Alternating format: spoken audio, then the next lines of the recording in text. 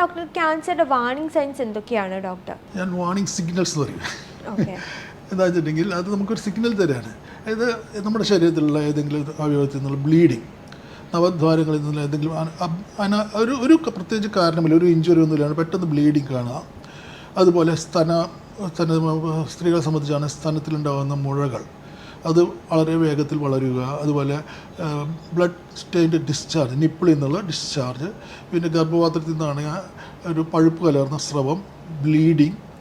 പിന്നെ ഈ വയറിൻ്റെ ഉള്ളിലൊക്കെ ആണെങ്കിൽ നമ്മൾ ഈ കോളൻ, വൻകുടലിലെ ക്യാൻസറൊക്കെ ആണെങ്കിൽ അതിൻ്റെ ലക്ഷണങ്ങൾ കാണുന്നത് വിട്ടുള്ള വയറിളക്കവും കോൺസ്റ്റിപ്പേഷൻ, മലബന്ധവുമാണ്. അല്ലെങ്കിൽ മലത്തിൽ കൂടെ കഫവും രക്തവും പോവുക. പിന്നെ തുടർച്ചയായി ശബ്ദമടുപ്പ്, പുരുഷന്മാരിലാണ് വായ്ക്കകത്തുണ്ടാകുന്ന വ്രണം.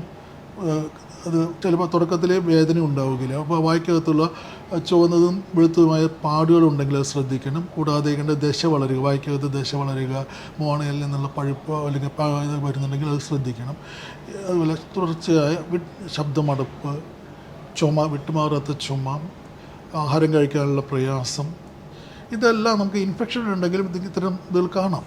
അത് പക്ഷേ നമ്മൾ അതിനെ ഒരു കോഴ്സ് ആൻറ്റിബയോട്ടിക് ആ ഇൻഫെക്ഷനെ ട്രീറ്റ് ചെയ്യുമ്പോൾ അത് മാറിപ്പോകും. എന്നാൽ ആൻറ്റിബയോട്ടിക് കഴിച്ചിട്ടും വേദന സംഹാരികൾ കഴിച്ചിട്ടും മാറാതെ കൂടിക്കൊണ്ടിരിക്കുകയാണെങ്കിൽ തീർച്ചയായും 3 ആഴ്ചയിൽ കൂടുതൽ നീണ്ടു നിൽക്കുന്ന ഇത്തരം ലക്ഷണങ്ങളുണ്ടെങ്കിൽ അത് ഉടനെ ഒരു ഡോക്ടറെ കണ്ട് പരിശോധിപ്പിക്കേണ്ടത്. ഇത് കൂടാതെ നമ്മുടെ ശരീരത്തിലെ ചിലതരം മുഴകൾ അതും വേഗത്തിൽ വളരുന്നുണ്ടെങ്കിൽ അത് ശ്രദ്ധിക്കണം. അതുപോലെ കാക്കപ്പുള്ളി, മറുക് പോലുള്ള വാർട്ട്, ഇതെല്ലാം പെട്ടെന്ന് വളർച്ച വരിക, അല്ലെങ്കിൽ അത് ചൊറിഞ്ഞ് പൊട്ടി രക്തം വരിക, ഉണങ്ങാത്ത വ്രണമാവുക, ഇതെല്ലാം ഉണ്ടെങ്കിൽ പ്രത്യേകം ശ്രദ്ധിക്കണം.